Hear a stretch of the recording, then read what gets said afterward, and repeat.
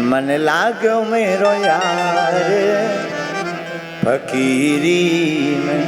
कबीर दास कहते हैं कि जो भजन में सुख है ना भैया, वो कहीं और नहीं है। खूब भजन करो डूब कर। एक बात और याद रखना अपनी जिंदगी में,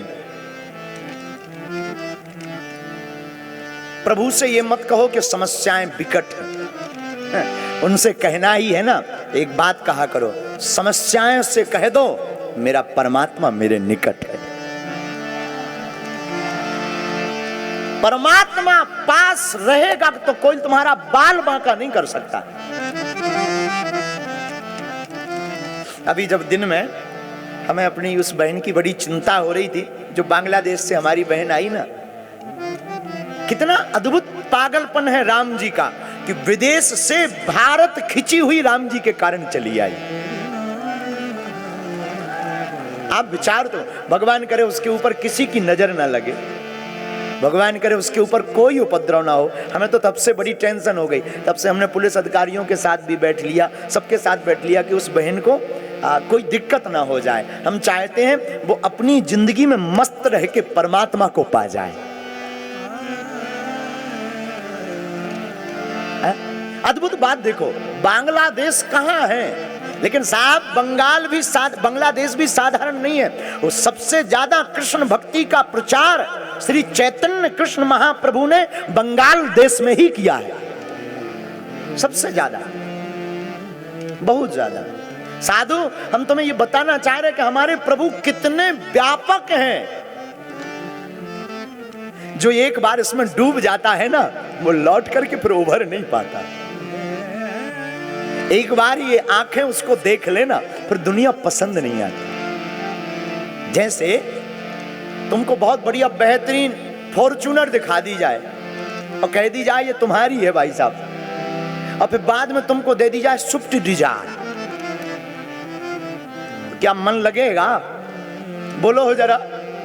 अच्छा 10 साल तुम चलो फॉर्च्यूनर से और 2 दिन तुमको 800 गुरबीला से चलना पड़े, साबुनदानी से, बताओ भैया मजा आएगा? अरे बोलो हो। अच्छा आपको रोज पनीर रसगुल्ला रबड़ी छनाई जाए, लेकिन 2 दिन सूखी रोटी और नमक मसक दिया जाए, क्या मजा आएगा? नहीं आएगा। उसी प्रकार हमारे प्रभु की भक्ति है, जो हमारे प्रभु की भक्ति को पा लेता, फिर ये फीका संसार उसे अच्छा नहीं लगता। ये संसार फीका बेरंग। धन्य है माता सबरी जिसने अपनी जिंदगी राम जी के चरणों में आकर के कलरफुल कर ली। एक बात और मेरे पागलो, याद रखना, तुम धनवान नहीं भक्तवान बनो। धनवान तो बहुत हैं, इसी बालाघाट में कितने धनवान नहीं होंगे, लेकिन क्या वो कभी कथा सुन पाए? धनवान वो नहीं है जिसके लंबे लंबे मकान, बड़ी बड़ी गाड़ियां हैं। हमारी नजर में वो धनवान है जिसके पास हजारों लोग आशा के साथ जाते हैं और मुस्कुराते हुए आते हैं। धनवान वो है जिसके सिर पर हमारे राम का हाथ है। धन तो भैया यहां की पूंजी है, ऊपर काम नहीं करता पैसा। ऊपर ना जाति काम करती, ना रुतबा काम करता है, ना पद काम करता। बड़े बड़े मठाधीश, बड़े बड़े लेफ्टिनेंट कर्नल, जनरल, राष्ट्रपति, भय और ठटरी चले गए, साफ गए। कोई बचा क्या दुनिया में? बताइएगा, कोई बचा इस दुनिया में? अरे हम कथा कह रहे हैं, हमको भी नहीं बचना। आप सुन रहे, आपको भी नहीं बचना। इस दुनिया में कुछ भी नहीं रहता सिवा नाम के। नाम रह जाता आदमी का। हमारे तुलसीदास जी एक बहुत अच्छा दोहा कहते हैं। कली कुलशेखर पावना अवतार गोस्वामी तुलसीदास जी कहते हैं, तुलसी जब तू आया जगत में,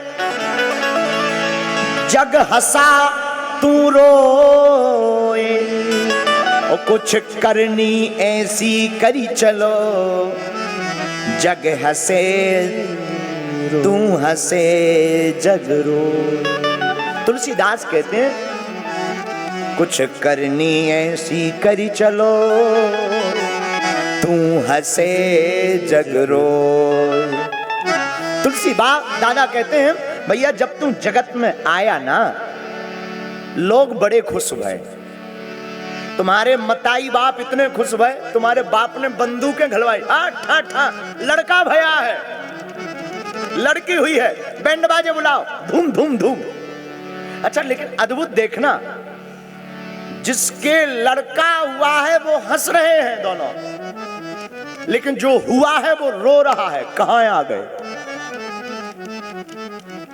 जिनके घर पर लड़का हुआ, लड़की हुई, वो हंस रहे, लेकिन जो हुआ है वो रो रहे, कहां आ गए, कहां आ गए, कहां आ गए। हम प्रार्थना तुमसे करना चाहते हैं माई बाप। आहा, तुलसीदास जी कहते हैं भैया तुम जिंदगी में आ तो गए हो, अब तुम ऐसा काम करके मरना कि तुम हंसते हुए मौत को गले लगाना और दुनिया वाले तुम्हारे लिए रोते हुए रह जाए। सबरी माता आज भी जिंदा है। एक बात और, भगवान को पाना कठिन नहीं है, हमारा आपका सरल होना बड़ा कठिन है।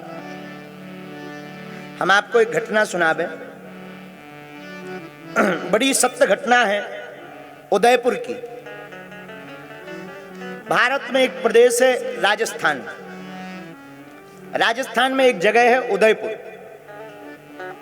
आज से कई सौ साल पहले, कोई यही कोई 100-150 साल पहले, 200-300 150-200 हो गए होंगे, एक वहां मंदिर है चतुर्भुज मंदिर। वहां एक पुजारी जी रहते थे जिनका नाम था श्री देवा पंडा। क्या नाम था? देवा पंडा।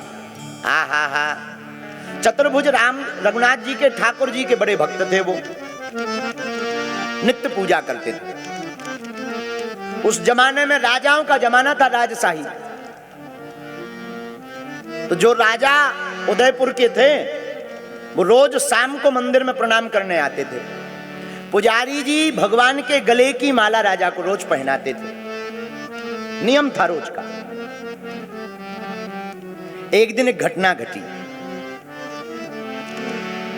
क्या? राजा को देर हो गई आने में। पुजारी जी ने सोचा पट बंद होने का समय आ गया, शायद आज राजा आएंगे नहीं, पट बंद कर देते हैं, पर माला का क्या करें, पहुंचा दें।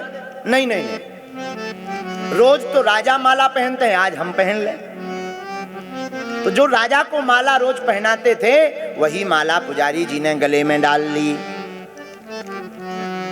देखना भगवान कितने दयालु।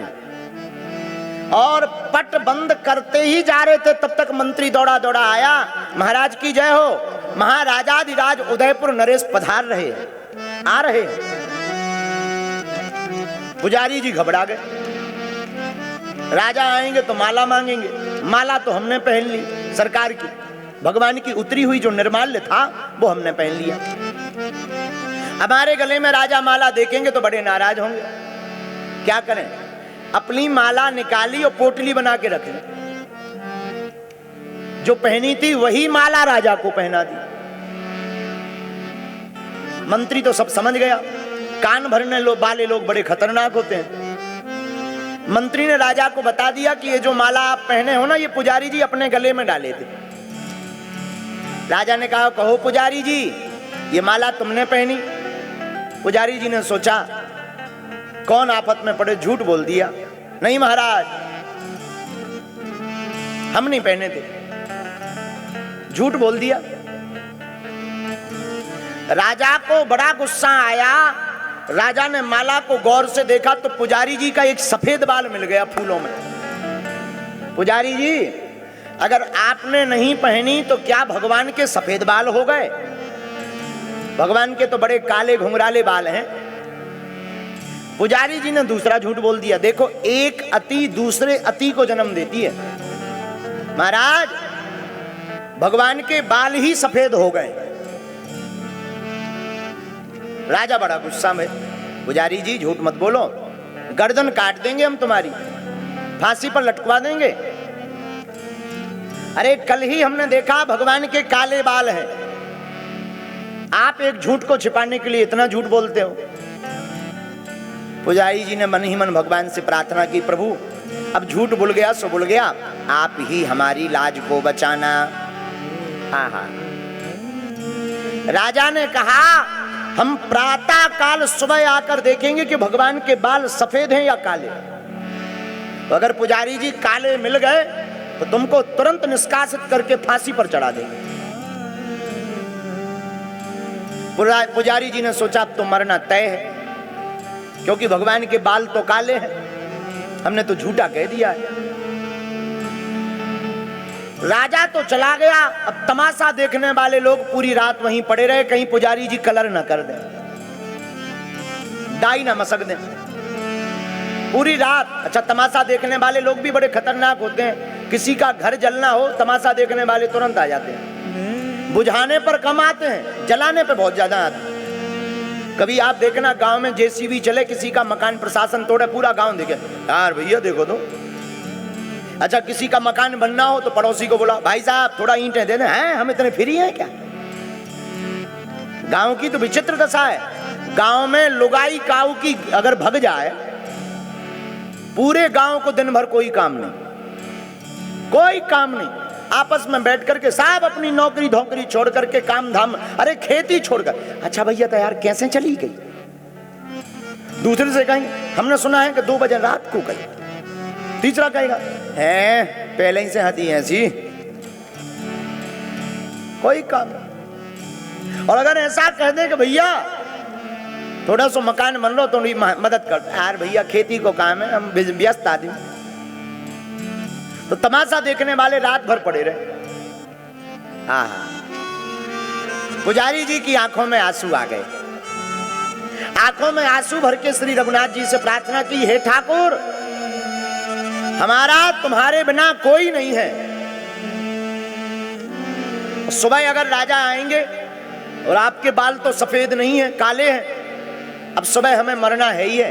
अंतिम बार हमारी आपके चरणों में प्रार्थना है, हमें मरना तो है ही है, हो सके तो बचा लो, वरना कोई फिर पुजारियों पर, आचार्यों पर, संतों पर कोई भरोसा नहीं करेगा। झूठ तो कह दिया, प्रायश्चित तो हम भोगेंगे, लेकिन हम एक बात कह देते, ठाकुर अगर हमने सच्ची सेवा आज तक की हो तो कृपा कर देना। आंखों में आंसू भर के पुजारी जी रोने लगे। आहा, भगवान श्री चतुर्भुज नाथ से प्रार्थना करते, तुम बिन कौन हमारो बिहारी जी, तुम बिन कौन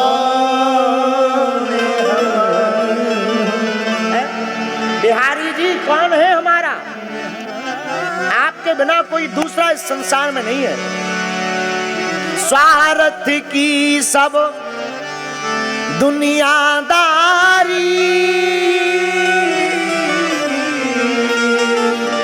स्वार्थ की सब दुनियादारी, इसलिए हे ठाकुर मेरी ओर निहारो, अब मेरी ओर निहारो, तुम्हें बिन कौन हमारो बिहारी जी, तुम बिन कौन है आपके बिना? खूब जोर जोर से फूट फूट कर रात भर रोते रहे। सुबह हुई, राजा आज सोया नहीं। सत्य असत्य की लड़ाई थी। राजा 4 बजे आ गए। हाँ पुजारी जी मंदिर खोलो। आहा, पुजारी जी ने मंदिर खोलने के पहले दंडवत प्रणाम किया। आंखों में आंसू भर के बोले, प्रभु लगता है हमारे जीवन की ये अंतिम सेवा है।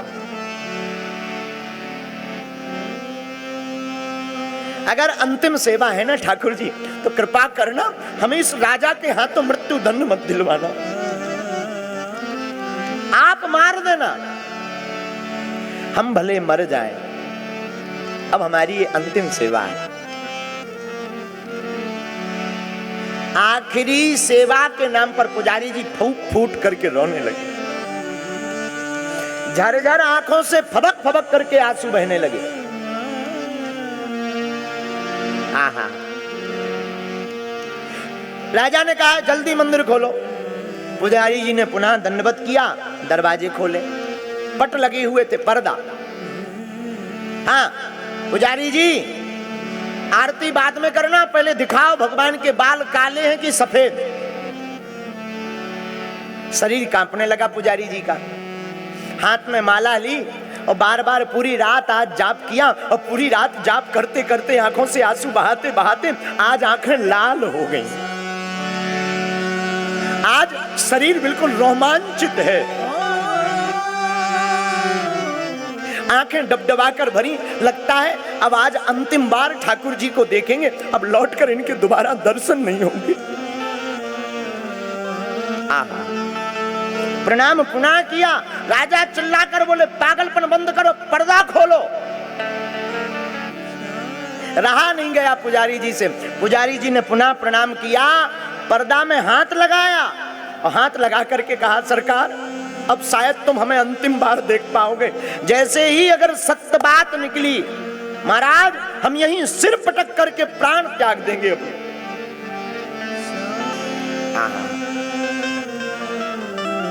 पर्दा को पकड़ा, पकड़ करके पर्दा को प्रणाम करते हुए नेत्र बंद किए हुए पर्दा को खोला धीरे धीरे। आंखों से देखा नहीं जाएगा क्योंकि उन्हें पता ही था कि काले बाल है। पर्दा को आंखें बंद किए हुए फबक फबक करके रोते हुए, आंखों से झरझर आंसू बहाते हुए कोने में पर्दा पकड़ करके खड़े हो गए। और जितने तमाशा देखने वाले लोग थे, जब भगवान का विग्रह देखा, भगवान की मूर्ति का दर्शन किया, सब जय जयकार के नारे लगाने लगे, भगवान के काले बाल सफेद हो गए हैं।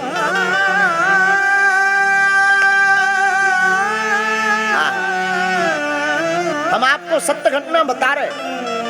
राजा को भरोसा नहीं हुआ, राजा को लगा पुजारी जी ने काले बाल में पेंट कर दिया है, चोरी से कोई बहुत बड़ा धनबन लगा करके पेंट कर दिया।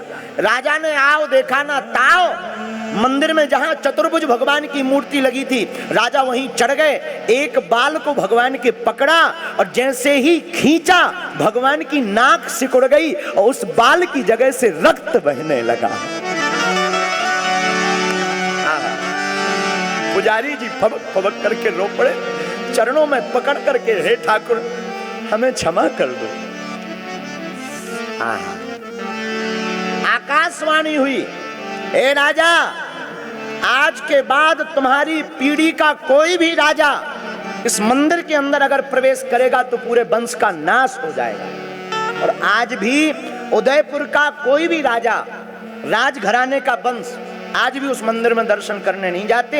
इस सत्य घटना से ये सिद्ध होता है भक्त के बस में है भगवान, जो भक्त को भजता है भगवान उसके लिए कुछ भी कर डालते हैं। मेरे पागल हो, मैं तुमसे आज की कथा में प्रार्थना करूं माता सबरी के चरित्र में, तुम भी इन राम जी के चरणों को पकड़ लो, ये तुम्हारे लिए अपना नियम तोड़कर दौड़े चले आए।